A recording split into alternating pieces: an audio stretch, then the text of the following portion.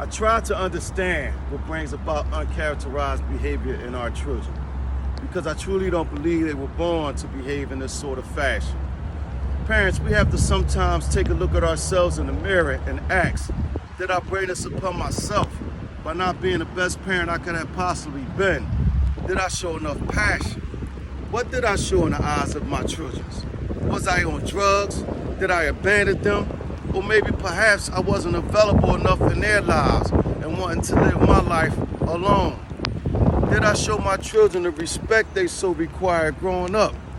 Respecting them and shielding my bad habits away from them. Respecting my language around them.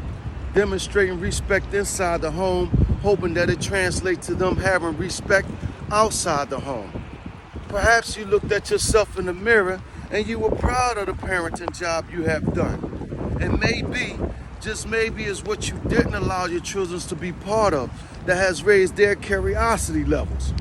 Most parents desire to provide their children with a different upbringing than they once had, exposing them to less of the bad and hardship they've endured, hoping that our desires will allow them to be greater than we once were. We definitely have the doggy paddle in the water on this, considering it can be the gift and the curse depending on how it's viewed in your child's eyes. Occasionally, as parents, we try to completely eliminate their bad thoughts and the possibilities of their wrongdoing, thus intriguing them to make believe that their outcome would differ from the outcome we've experienced. Nevertheless, it's just revised.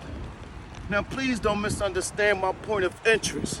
I was young once upon a time and faced with some of the similarities. And just like you, I thought I knew it all. I wanted to lead in my own direction, whatever direction that may have been, good or bad, discovering my own success, a pitfall.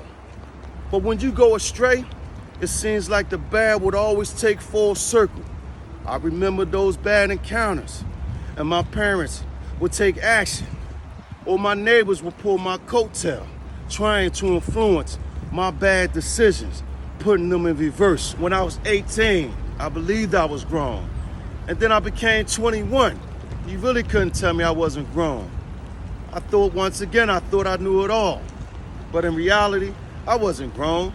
I didn't have a pot to piss in, nor a window to throw it out. I hadn't had any real consistent responsibilities and still was living at home. Parents aren't out to be confrontational with their children. We simply want the best for them, but understanding there's times as parents we're going to defeat your wrongs, and that's how things will be conducted inside of this home. The fact that this generational era has unlimited direct exposure to whatever should cross their minds upon their own request, being at their own phone tips. As parents, we can't change what the world has evolved into, especially when it comes to the negativity on social media outlets. But to be frank, it's not all negative. As parents, we seldom have discussions about the positive impact of social media. There's positive resources through these outlets, such as finding family members, an outlet for creativity, and the need to develop critical thinking for schooling purposes, again, at their phone tips. But it's the negative attractions that make our parenting obligation that much more intensified, prompting the critical need to love and support our children and letting it show. And if not, they'll find that false media support from people they don't even know. Some parents feel like they have to be best friends with their children, or attempt to persuade them in a financial matter, attempting to capture their children's undivided attention. I believe that approach sends a disingenuous message across to their children. In addition, it's being detrimental to the core values that you've instilled inside of your children. Now that itself should require their undivided attention.